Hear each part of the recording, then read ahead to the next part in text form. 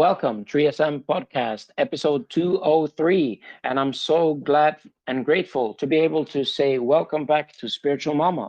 Hello, how are you? S- I'm good. So today we are going to in a little bit of depth about holistic health. Would you start by talking and explain what is holistic health?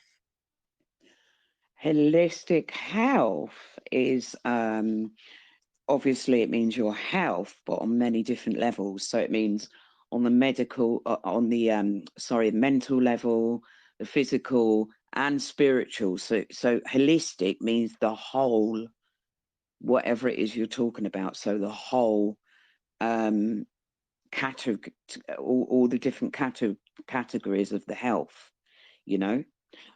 So if you just try and sort of understand that holistic means whole, holistic. So yeah, physical, mental, and spiritual. So yeah, that's what holistic health actually means. The reason why um, that it's a really good idea to look at things holistically is because one level of our being interacts and actually affects the other. So, like, for example, if you've got, digestive problems, that can cause a lot of discomfort, muscular problems, around the body. It can make you feel quite sluggish and sort of, so it affects your energy level. Yeah, so one thing can affect, can sort of, you know, um, affect the next thing, which is in your energetic body. So yeah, everything's connected, you see, like I said, everything's connected. So if we're only just looking after like our mental level or our physical level or our spiritual level alone, that's good because it's better than nothing. But the other sides of your being is not going to be nurtured. So that it's not going to last. Whatever you're doing to help yourself isn't going to last really, because you're not looking after the other sides of your being. Yeah. Would you try and care to maybe give an example? So like for example, if okay, so if you're just doing just meditation, take that for example, just meditation. So meditation is good for you mentally, spiritually, and physically, but it's mostly better for you mentally, right? And spiritually. So it's more of a mental and spiritual, energetic sort of benefit, really. Although it does help physically, but it's mainly spiritual and mental. So if you're just doing that and nothing else, but having a really bad diet, for example, the meditation that you do isn't going to last um, that long. The benefits from the meditation that you practice is not going to last that long. Whereas if you have a good diet along with doing a meditation, the effects of the meditation will last longer. Yeah, good example. To put into comparison with another animal species, it would be, I think, just my personal opinion, kind of like when you have animals in the zoo and they have some kind of special diets. You can see some animals is thriving, and the ones that are actually free out in nature is looking more healthy and more holistic as a whole. I Yeah, would like to put that comparison. Yes. yeah, absolutely. Yeah. Well, at the end of the day, I mean, I know animals are still breathing it, wild animals are still breathing in the air and stuff like that. So some things are bad for them still, but really they're connected to nature. And being connected to nature, that's so important because we, all living beings, are nature. We are Yeah, part of nature. So if we're connected to nature, we're going to benefit from it because we're and absorbing part of what we are. yes, and when you're talking about nature and connecting with the nature, I would like to go on to three and maybe ask you if you can elaborate about the benefits and also maybe talk about walking barefoot into either grass or sand, but in Mother Nature in general, earthing. Yeah, sure. So, yeah, the benefits of breath work, like I said, you know, if you do breath work or any form of meditation, because you don't forget when we're talking about breath work, it is actually a form of meditation. So, but it's good, like I said, holistically. So therefore, like I said before, that means it's good on a mental level, emotional level, and spiritual level. Um, so yeah, I mean, by doing breath work every day, you, it can make your digestive system better and more functional. It can actually help the bowel system. Um, it can actually help you to sleep better. It can give you more energy. Um, it can make you feel more grounded. So now we're talking about actually going into the mental benefits, you know. Um, so yeah, and it's kind of good for your whole well-being as well, which is also a mental thing. Yeah. Beautiful. And maybe touch upon and connect how easy it is and how it should be implemented as a habit. Oh wow, breath work really is easy. It only actually literally takes no more than 6 minutes to practice.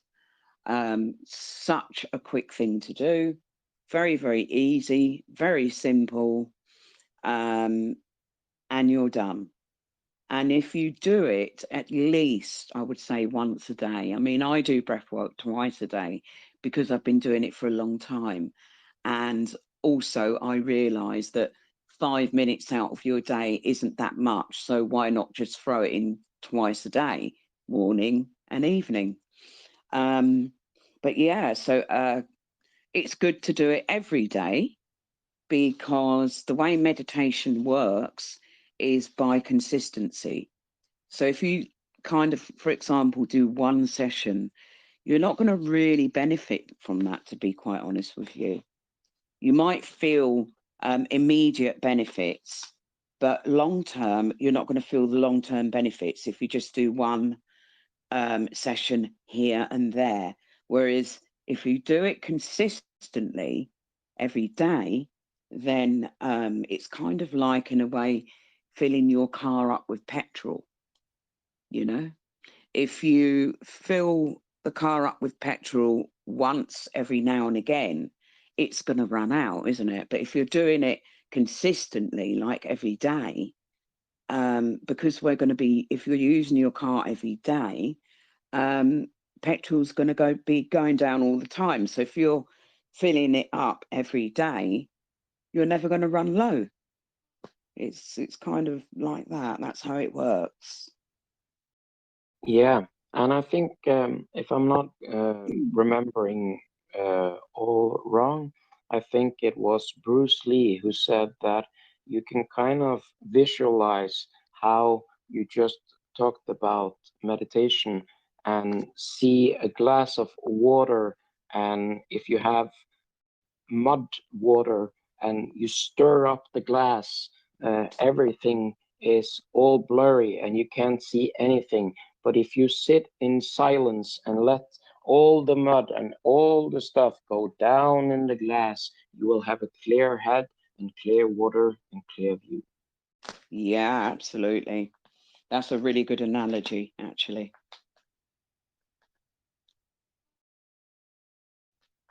Yeah, and I think we are going into a little bit about some good and easy steps for first timers in holistic health practicing.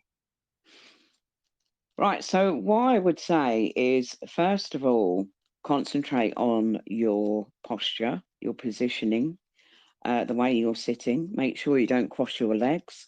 So but at the same time, sort of sit in a way that is comfortable for you, because you don't want to be doing breath work feeling uncomfortable with the way that you're sitting.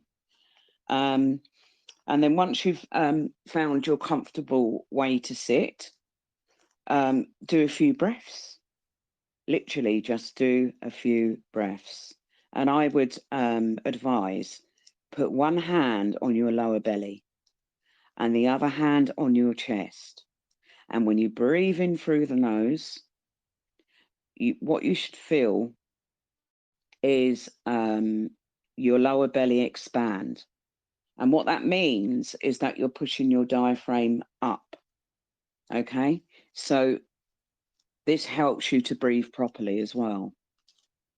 So when you breathe out, you feel everything deflate from your chest as well. So just be aware of the air going in and then also the air going out. And yeah, do that. Just do a few breaths and just get the hang of it, I would suggest, before you actually start practicing. So get comfortable, practice a few breaths, and then when you're ready, start your practice. Yeah, beautiful. Well, thank you. And I want to go over to holistic health. And what kind of food and natural uh, med like natural medicine and natural food is recommended with this? Well, obviously, vegetables, fruit, all the things that are good for you, the things that aren't very good for you, like starchy things. Um, I'm learning lately, I'm kind of learning as well that, yeast isn't necessarily good for you, gluten and things like that. So there's some things that I might start not eating or trying to avoid as much. Um, Sugars are very, very bad for you. They're not good for you at all, unless you're diabetic and you need sugar, of course. um, but sugars are not good for you at all. Um, so just eating natural things that have less preservatives and artificial flavors and colors and things. So yeah, one thing that I would say that is quite good that I've been doing in the last few years, and I really feel the difference, is implementing more seeds and nuts in your diet. I think these things are really good, and if you can, try and buy these organic seeds and nuts. But I buy them, and I bought like a coffee grinder, and I put my seeds in that, and grind my seeds down into a powder, and add them in a drink. Or you can add it to food. You can add it to sprinkle it over salads. There's so many different ways you can use nuts and seeds, Mm. and they taste nice as well. They really taste nice. But the reason why they're good is because organic seeds and nuts, of course, is because when you think about seeds and nuts, that they have a shell, and that shell actually protects them from the atmosphere. So yeah, nuts and seeds are very, very good for you, and there's all different kinds. with all different supplements and vitamins. So many benefits they have. But yeah. Yeah, amazing. Well, thank you so much. Now I think it is time to touch upon two really interesting topics. And I'll start about the first one first. Care to elaborate a little bit about 5D, five dimension? 5D. Okay. Right, dimensions. Um, a lot of people don't believe they exist, and I don't know why they don't believe that, because science now has proved that there are different dimensions. And actually, these different dimensions are held in our DNA structure. So we have first, second, third, fourth, fifth, sixth, right to 12, or maybe even 13, because some scientists are saying that an extra dimension's been made. But I'll elaborate on that later. But the scientists have discovered that all the dimensional structures we hold in our DNA. So that actually proves that we are actually multi-dimensional beings. So the way that I would explain a dimension is a level of consciousness, because your consciousness has to expand in order to go to the next dimension. Now, also bear in mind, there are different levels within each dimension, 3 or 4 levels. So yeah, absolutely. But take, for example, people that are asleep, no disrespects to them at all. And it doesn't mean that we're better, that anyone's better or worse, but our conscious levels are completely different to the people that are asleep.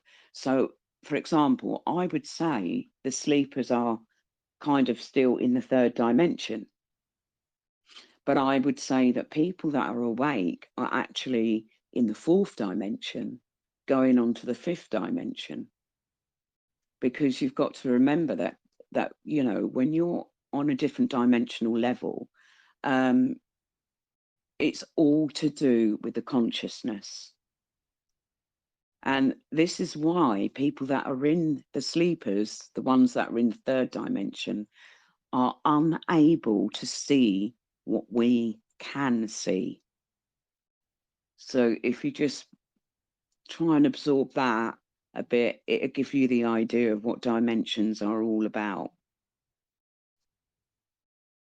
Yeah, thank you. That was amazing. And then we're going on to be really interesting. Care to elaborate and talk a little bit about Project Bluebeam? Oh, Project Bluebeam. Do you know, it's something. So Project Bluebeam is a project where the government are supposed to be displaying sort of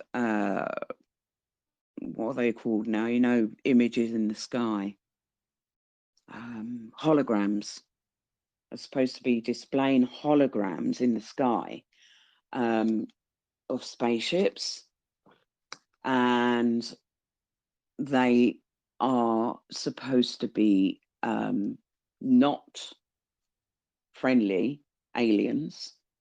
And now, bear in mind, they're not actually really going to be there, but the government is going to make all of this look like the aliens and the UFO are against humanity and are going to be attacking us. Now, personally, this is a personal opinion when I say this. Right, okay, so I do believe that there are other beings out there in the universe. And I think that disclosure, UFO disclosure, is coming up and could happen pretty soon. And I think that the elites, they want control of the narrative. And because of this, they're actually you know, they've got their own project, which is Project Bluebeam,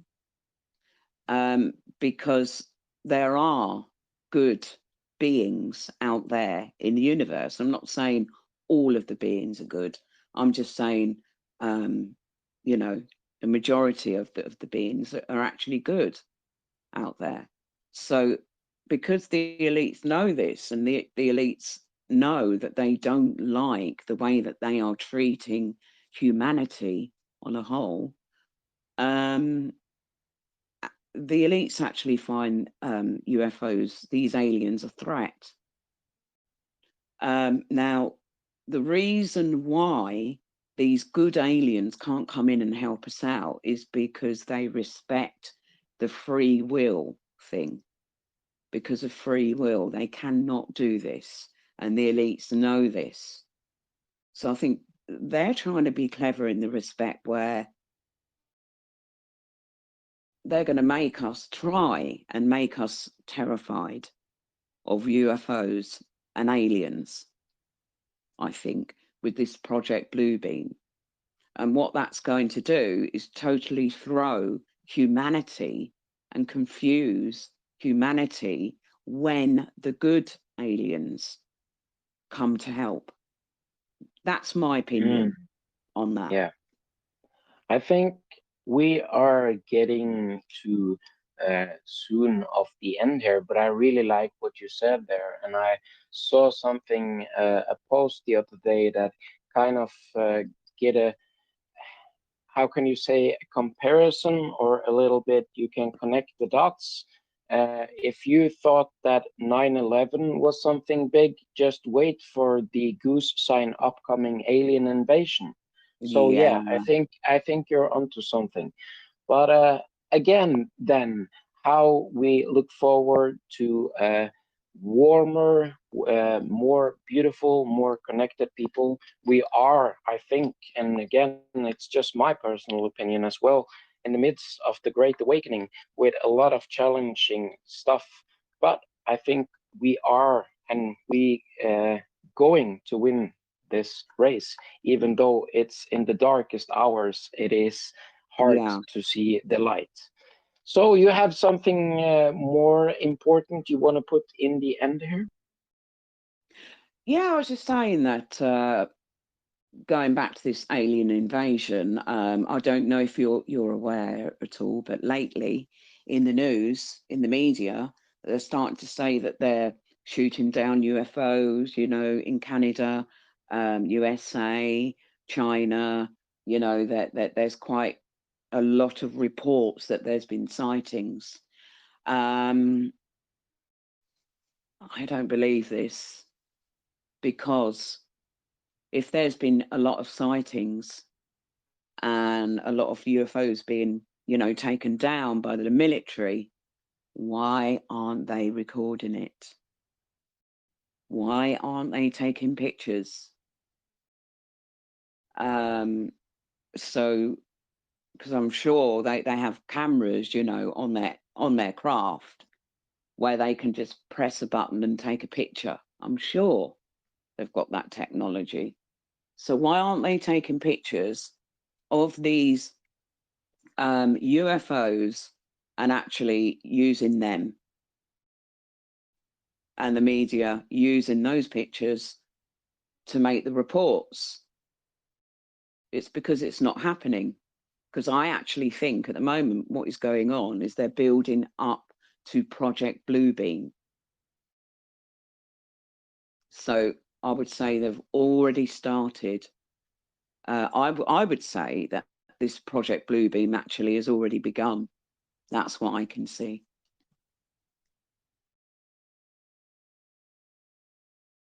Yeah.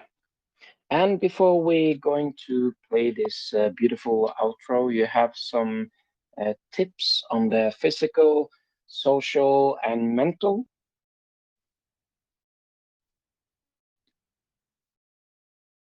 Physical, social, mental.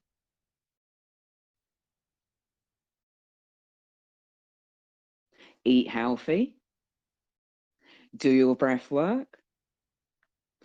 Do a little bit of exercise. Even walking. Go out in nature, respect nature, and connect with nature. That's really important. You know, breathe the air in from the trees. You know, love the trees, love them, love nature, enjoy nature. Go out in the sun, enjoy the sun, enjoy the beauty that the world has to offer, you know, and try and eat a good diet. Try and eat seeds, try and eat nuts, drink plenty of water, but not tap water and not bottled water, of course. And yeah, just make the most of your life, you know, live every day in the moment and don't worry about the future because it's not here yet. And don't worry about the past because it's gone. Live in the moment. Thank you so much, Spirit Mama. I think that was beautiful put to the end. And I want to say thank you so much. And for now, remember, peace and love to you all. And you too. Thank you, Viking. Folk kan hate, så kan jeg elske. Jeg elsker det. Instagrammen min SSShow2020. Du elsker.